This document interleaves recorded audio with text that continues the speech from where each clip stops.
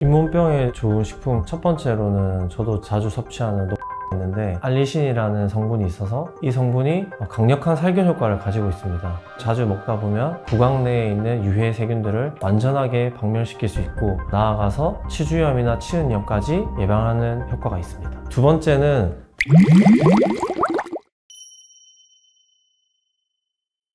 잇몸에 문제가 있다는 신호를 크게 두 가지 환자분들이 말씀하시는데, 첫 번째는 뭐냐면 잇몸에서 양치하는데 피가 난다. 그 다음에 두 번째는 잇몸이 바람이나 물만 들어가도 많이 시리다. 근데 여기서 두 번째는 시린 이유에 대해서는 크게 또 두 가지가 있는데, 그 중에 하나가 잇몸병이 왔을 때 대부분 많이 시리다고 표현하세요. 잇몸이 만약에 양치할 때 피가 나고 잇몸병이 왔는데도 치과를 안 가시고 치료를 안 하시게 되면은 잇몸을 잡아주는 치조골이라는 뼈가 다 흡수돼서 좀 있으면 치아가 흔들리게 되고, 치아가 흔들리면 발치하게 되고, 그러면 임플란트 치료가 필요하기 때문에 잇몸이 안 좋다고 생각되시면 꼭 치과에 가셔가지고 검진 받으셔서 잇몸 치료를 받으시는 게 좋습니다.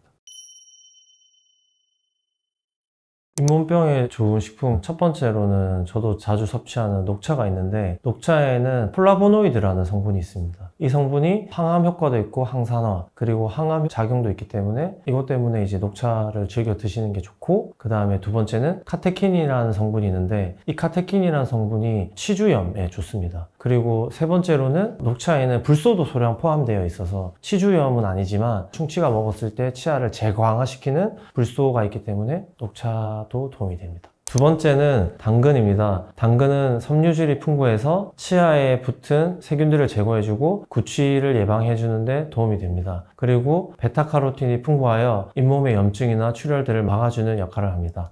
잇몸에 좋은 음식 세 번째로는 가지가 있습니다. 가지에는 보라색을 나타내는 안토시아닌 성분이 혈관 내 노폐물을 제거해주고 잇몸의 염증을 완화해주는 역할을 하고 있습니다. 그리고 가지의 꼭지에는 지혈작용과 진통작용을 해주는 역할을 해주기 때문에 가지를 끓인 물을 입안에 머금고 계시면 진통작용 및 지혈작용을 나타내주기도 합니다. 또한 잇몸의 통증이나 붓기를 완화해주는 폴리페놀이 풍부하고, 이 폴리페놀은 치아의 변색도 완화해주기 때문에 치아 건강에도 도움이 됩니다. 잇몸에 좋은 네 번째 음식으로는 저도 자주 먹는 생양파인데, 생양파에는 알리신이라는 성분이 있어서 이 성분이 강력한 살균 효과를 가지고 있습니다. 생양파를 자주 먹다 보면 구강 내에 있는 유해 세균들을 완전하게 박멸시킬 수 있고, 나아가서 치주염이나 치은염까지 예방하는 효과가 있습니다. 또한 생양파를 잇몸이 부었을 때 끓여서 입안에 머금고 헹궈내시면 잇몸의 통증이나 붓기를 완화시킬 수 있는 효과가 있고, 생양파에는 또한 강력한 살균 효과를 가진 플라보노이드라는 성분이 있어서 이 성분이 잇몸의 통증과 붓기를 완화시켜 줄 수 있습니다.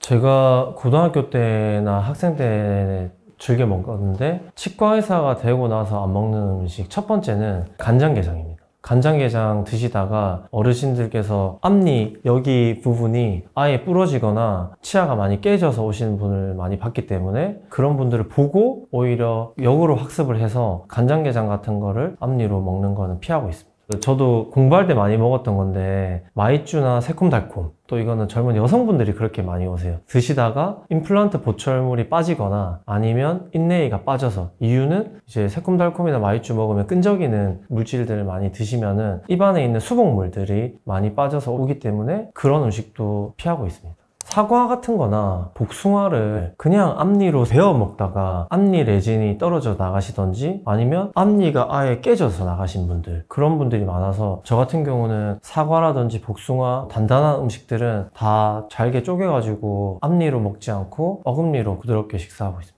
저희 선생님들이랑 회식이 끝나고 탕후루 집에 가서 탕후루를 처음 먹어봤는데, 정말 탕후루 딱 한 입 먹고 나서 이거는 절대 먹으면 안 되는 음식이다 라고 생각했던 게, 첫 번째는 너무 점성이 뛰어나기 때문에 입안에 있는 수분물들이 마치 다 빠질 것 같고, 두 번째는 생각보다 그 설탕을 단단하게 해놔가지고 그거를 베어 먹을 때 레진 수분물이라든지 치아가 깨질 수도 있다. 그리고 세 번째는 당도가 진짜 너무 당도가 심해가지고 치아가 마치 녹아버릴 것 같은 느낌? 그래서 탕후루가 요즘에 가장 피해야 되는 음식 중에 하나라고 생각합니다.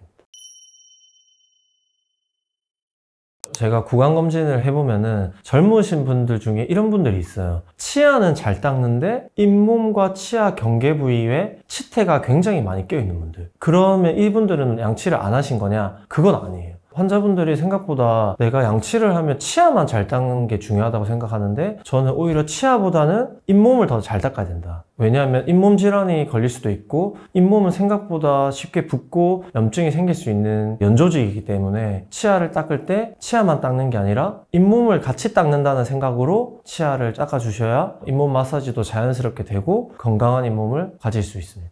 양치를 잘 하시고 나서 가글을 하시는 거는 뭐 크게 상관은 없고 입안을 청결하게 하는 느낌으로 가지고 싶으시면 괜찮으신데 이게 너무 과도하게 되면은 가글에는 SLS라고 계면활성제라는 성분이 있는데 이 성분이 오히려 입안을 되게 건조하고 마르게 할 수 있기 때문에 특히 갱년기가 지나신 여성분들 그런 분들이 안 그래도 입안이 좀 마르신 분들이 많고 그것 때문에 구강건조증이라는 질환을 가지신 분도 요즘에 질비하기 때문에 이런 분들은 너무 과도한 가글은 좀 자제해 주셨으면 좋겠다. 양치를 하지 않고 가글을 하는 거는 비유를 하자면 돼지고기 기름이 있는 접시에 물로만 그냥 닦아내는 느낌? 그렇기 때문에 기름때는 그대로 남아있는 느낌이기 때문에 꼭 가글보다는 양치하는 게 훨씬 더 중요하다. 양치를 꼭 못하는 상황에서 가글이라도 하면 도움은 될 수 있으나 기름때라든지 치면에 붙은 치면 세균막 플라크를 제거하는 데는 가글만으로는 부족하기 때문에 물리적인 칫솔질이 꼭 필요하다. 대부분의 치과에서도 많이 쓰고 있는 헥사메딘액이라고 헥사메딘액은 이제 상품명이고 성분명은 저희가 클로르헥시딘이라고 하는데 결국에는 잇몸병이라는 거는 구강 내에 있는 박테리아라든지 세균이 활성화된 상태에서 내 몸이 면역력이 떨어졌을 때 반응을 하는 건데 그 세균의 수치를 어느 일정 이상 줄일 수 있는 역할을 하기 때문에 클로르헥시딘은 약국에서 보통 2-3,000원 정도면 구입을 할 수 있고 사용법은 보통 한 병에 100ml 정도 하는데 거기 뚜껑에 보시면 눈금에 한 10ml 정도 있어요. 아침 저녁으로 하루에 2번 그러면 하루에 20ml 정도 쓰시거든요. 그러면 한 통을 구매하시면 일주일에 5번 그러니까 5일 정도를 쓰셔가지고 구강 내 세균의 수치를 줄일 수 있다. 그래서 잇몸병을 어느 정도 예방할 수 있다. 그런 용도로 사용하시는 건 좋지만 이게 또 너무 과도하게 사용하게 되면은 클로르헥시딘이라는 성분이 치아에 착색이라는 이제 부작용을 나타낼 수 있기 때문에 보통 제가 처방을 해드리면은 2통 정도 한 10일 이내로 사용하시라고 권장드리고 있어요. 클로르헥시딘 같은 경우는 환자분들께서 유용하게 잘 쓰시면은 입안의 세균들을 많이 좀 줄일 수 있는 역할을 하고 있습니다.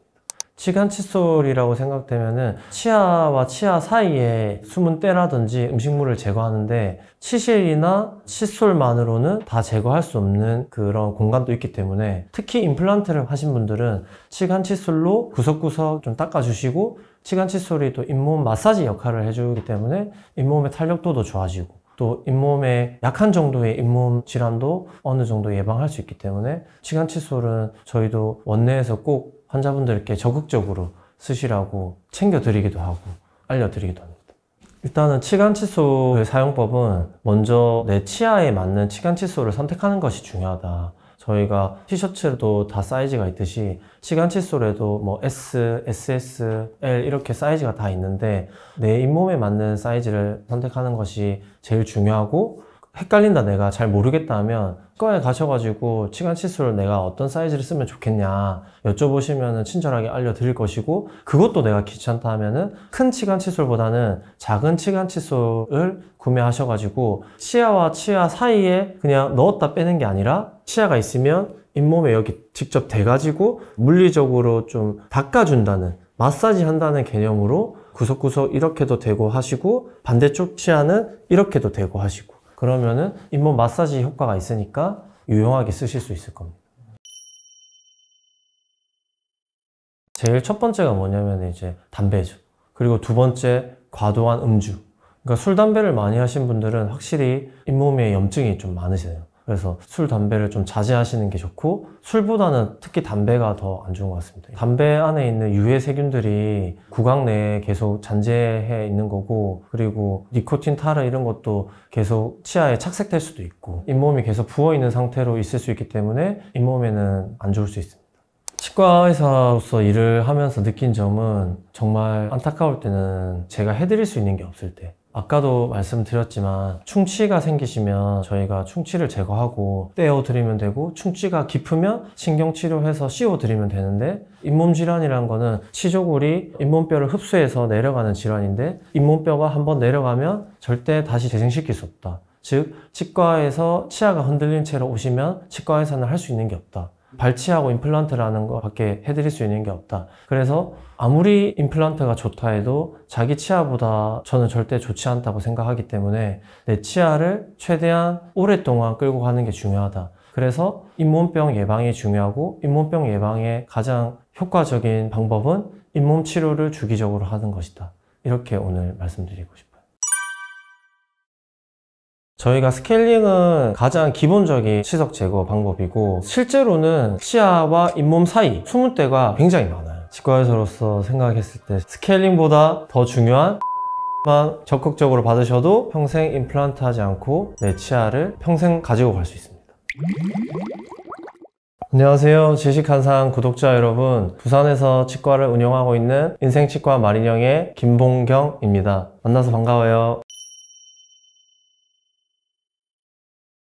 어르신분들 중에서 한 번씩 스케일링을 하고 나서 치아를 다 갉아먹었다, 또는 치과에서 스케일링을 받고 나서 치아가 더 시리다, 이렇게 종종 말씀하시는 환자분들이 계신데, 치과 의사들이 다 꼼꼼하게 설명해 주지만 스케일링은 주기적으로 받는다고 해서 치아를 절대 손상시키는 게 아니다. 예를 들어서 비유를 하자면, 저희가 음식물을 섭취하고 설거지할 때 그릇에 세제를 묻혀서 수세미로 뽀독뽀독 깨끗하게 닦는다고 해서 그릇에 코팅지가 찢어지거나 그릇에 금이 가는 것이 아니기 때문에 절대 스케일링만으로 치아에 손상을 주는 것은 명백한 오해라고 말씀드립니다. 스케일링 하고 나서는 일시적으로 치아가 더 시릴 수는 있어요. 특히나 치석이 많았던 분들, 치석이 너무 많아서 일시적으로 치석이 그 치아를 보호해주고 있는 역할을 하고 있다가 저희가 치석을 다 제거해드리면 마치 날씨가 추워지는 겨울에 외투를 입고 있다가 잠깐 벗었을 때 일시적으로 시리다고 느낄 수가 있는데, 그래도 치석을 제거해주는 것이 더 중요하기 때문에 스케일링을 꼭 받아야 된다고 저희가 설명드리고 있습니다. 치아에 주는 효과 중에서 가장 중요한 것은 저희가 그 풍치라고 하는 치주염의 원인이 치면 세균막, 플라크라고 하는 건데, 구강 내 세균의 수치를 떨어뜨려주고 묵은 때를 다 제거해주기 때문에 치주염을 예방시켜주는 가장 근본적인 치료라고 할 수 있습니다. 이상적으로 구강 관리가 잘 되시는 분들은 1년에 한 번 정도만 스케일링을 해도 충분하다, 그렇게 말씀드리는데, 어르신들, 특히 이미 치주염이 좀 오신 분들, 그런 분들은 6개월에 한 번 정도 저희는 받는 것이 더 좋고, 이 스케일링 뿐만 아니라 잇몸 치료라고 하는 진료를 같이 세트로 해서 받는 거를 권장드리고 있습니다. 첫 번째 증상으로는 치은염이 발생할 수 있고, 치은염은 잇몸이 일시적으로 붓고 피가 나는 증상인데, 그거를 계속 방치하게 된다면 치조골 또는 치주인대가 손상을 받을 수 있는 치주염, 쉽게 말하면 어르신들이 이제 풍치라고 얘기하는 질환인데, 잇몸병에 진행이 돼서 치아를 발치하게 되는 경우까지 갈 수 있습니다. 이제 일반적인 치과에서 남녀노소 불문하고 가장 기본적인 치석 제거 방법이고, 저희가 스케일링은 치은 연상 치석 제거라고 해서 잇몸 위로 보이는 그 때들을 제거하는 것이고, 저희가 이물질들이 잇몸 위에만 존재하지 않고 나이가 들면은 잇몸 밑으로 치석들이 숨어 들어갈 수 있기 때문에, 그거는 치은 연하 치석 제거라고 하는 잇몸 치료, 쉽게 말하면 잇몸 치료고, 치과에서는 치근 활택술 또는 치주 소파술이라고 부르는 그런 치료들을 권장드리고 있습니다. 잇몸 치료를 주기적으로 받아야 하는 이유 중에서 가장 큰 이유는 치석 때문에 또는 치주염 때문에 없어진 치조골은 재생되지 않기 때문입니다. 그래서 한 번 없어진 치조골은 재생되지 않기 때문에 치조골이 내려가는 그거를 막기 위해서 예방적으로 잇몸 치료가 꼭 필요합니다. 충치가 생겼다 하면, 치아가 없어지고 충치가 생겼다 하면 저희가 치아를 다시 형성을 할 수가 있어요. 뭐 레진이라든지 아니면 인레이라든지 크라운으로 치아 형태를 수복을 할 수 있는 방법이 있는데, 잇몸병, 치주염이 걸리면 치아를 잡아주는 뼈의 높이가 낮아지게 되거든요. 근데 그렇게 낮아진 잇몸뼈를 우리가 다시 재생시킬 수 있는 치과 기술 또는 치의학적으로 방법이 없기 때문에, 치아를 잡아주는 잇몸뼈가 내려가지 않도록 할 수 있는 유일한 치료가 잇몸 치료다. 그렇기 때문에 치조골이 내려가기 전에 예방적으로 잇몸 치료를 적극적으로 하면 풍치라든지 치주염을 막을 수 있다. 스케일링은 저희가 보이는 치석만 제거하는 것이고, 실제로는 치아와 잇몸 사이 기구를 넣어서 치아의 면을 긁어보면은 숨을 때가 굉장히 많아요. 근데 환자분들이 그거를 알 수 있는 방법은 없고, 본인이 스스로 자가적으로 기구를 넣어서 닦아낼 수가 없으니까 치과에 가셔가지고 보통 기구를 넣어서 잇몸 속에 숨어있는 때들을 제거를 하는 거죠. 잇몸 치료 반드시 추천하는 분들은 일단 구강위생 관리가 잘 안 되시는 분들, 또는 이제 흡연자분들. 저는 이제 개인적으로 40대가 넘으면 잇몸 치료를 권장해드리고 있고, 50대부터는 저는 꼭 받았으면 좋겠다. 왜냐하면 피부도 노화되듯이 잇몸도 노화되고 치아도 노화되기 때문에 아무리 관리를 잘 하시는 분들도 잇몸뼈가 20대 또는 30대만큼 잇몸뼈가 유지될 수 없기 때문에 50대가 되면은 노화에 의해서 잇몸뼈가 어느 정도는 다 내려가신다. 그렇기 때문에 더 내려가는 것을 막기 위해서 50대 때부터는 꼭 잇몸 치료를 주기적으로 스케일링과 함께 같이 세트로 해서 받는 거를 저희는 권장드리고 있습니다. 잇몸 치료를 따로 하고 스케일링을 따로 하면은 사실 환자분들이 헷갈려요. 그래서 저 같은 경우는 어떻게 말씀드리냐면은 스케일링 하러 오셨냐 물어보고, 스케일링과 잇몸 치료를 세트로 해서 꼭 6개월에 한 번 또는 1년에 한 번 정도 받는 거를 권장드리고 있어요.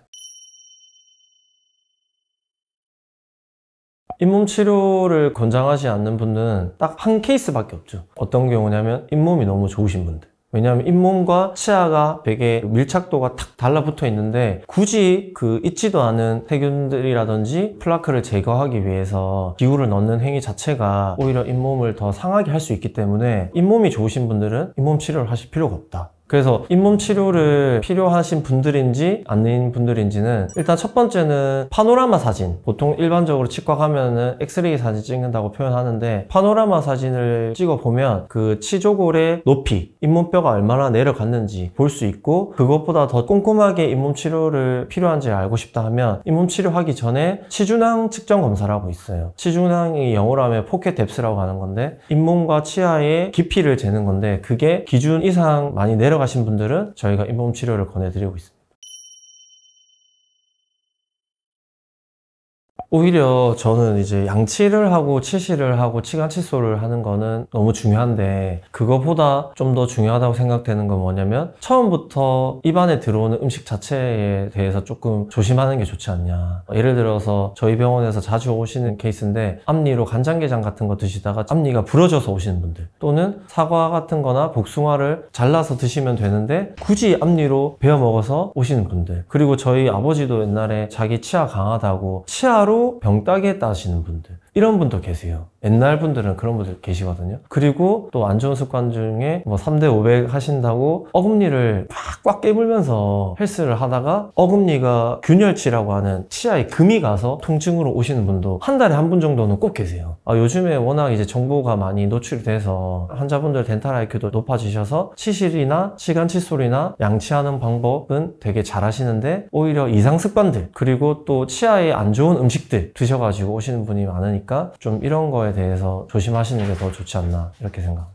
제가 딱 정리해서 말씀드리면은, 양치를 하시고 나서 치실은 충치를 예방하는 것이고 치간 칫솔은 풍치를 예방하는 것이다. 내 나이가 10대, 20대, 30대다. 그러면 굳이 따지면 풍치보다는 충치를 조심해라. 또 40대 이후 분들은 충치보다는 풍치를 더 조심해라. 그렇기 때문에 10대, 20대, 30대 분들은 치간 칫솔까지는 내가 사용 못하더라도 치실을 꼭 사용해 주셨으면 좋겠다. 그리고 치실을 할 때, 이거는 또 보여드려서 설명을 해야 되는데, 치실을 할 때 톱질하듯이 치실을 내린 다음에 위를 딸깍 이렇게 보통 하면서 치실을 많이 사용하시는데, 그렇게 하셔도 되는데 그렇게 하면 안 되는 경우가 있어요. 어떤 경우냐면은 인레이 같은 치료를 많이 하시거든요, 요새. 그 자리에서 치실을 딸깍 하다가 이제 인레이 수복물들이 떨어져서 오시거나 인레이가 깨져서 오시거나, 이러면 오히려 치실을 해서 더 치아가 망가지는 경우도 있어요. 그래서 치실을 할 때는 꼭 치아를 넣은 다음에 볼 쪽으로 빼시라. 치아를 딱딱 넣은 다음에 볼 쪽으로 빼면은 이렇게 인레이 탈락하는 경우를 미연에 방지할 수 있다. 손잡이 같은 거는 안 쓰셨으면 좋겠어요, 저는. 왜냐하면은 사람 치아라는 게 방향도 다 다르고, 그리고 익숙하다 보면은 치실하는 것도 적절한 힘이라든지 적절한 방향이 중요한데, 그 손잡이가 있다는 것 자체가 방향이라든지 적절한 힘을 컨트롤하기 어렵기 때문에 치실은 그냥 그 손에 걸어서 하는 치실질이 가장 좋지 않나. 치실을 하는 팁은, 만약에 실로된 치실이다 그러면은 방향이 잘못돼서 잘 안 들어가실 수도 있고, 아니면 적절하지 않은 힘을 줬기 때문에 잘 안 들어가실 수도 있어요. 그러니까 치실이 너무 이렇게 텐션이 없으면 안 되고, 적절한 텐션을 주셔가지고 밑으로 올바른 방향으로 하시면 모든 치아에는 꼭 치실이 다 들어가실 거예요. 치과에서 일을 하다 보면은 정말 안타까운 질환이 뭐냐면 풍치예요. 왜냐하면 잇몸뼈가 안 좋아져서, 즉 풍치가 오셔서 치아가 흔들려서 오시면 그 누가 와도 발치를 막을 수는 없다. 그렇기 때문에 치아가 흔들려서 치아가 너무 안 좋아서 오시면은 그땐 이미 늦다. 그렇기 때문에 치과에 가셔가지고 주기적으로 스케일링을 꼭 잘 받으시고, 잇몸 치료는 꼭 저는 적극적으로 받으셨으면 좋겠다. 그 치과의원에서 원장님들이 굳이 권유하지 않아도 환자분들이 직접 가셔서 적극적으로 내가 잇몸 치료가 필요하면 잇몸 치료를 받고 싶다, 이런 식으로 한 말씀 해주시면은 그거를 들으시는 원장님들이 거기다 대고 잇몸 치료를 안 해주실 분은 없기 때문에, 구독자 여러분들께서 적극적으로 꼭 원장님께 여쭤보시고 필요하다면 꼭 잇몸 치료를 받으셨으면 좋겠다. 그래서 건강한 치아, 내가 가지고 태어난 치아를 최대한 오래 끌고 갈 수 있는 치료는 잇몸 치료다. 그렇기 때문에 잇몸 치료를 꼭 적극적으로 받으셨으면 좋겠습니다.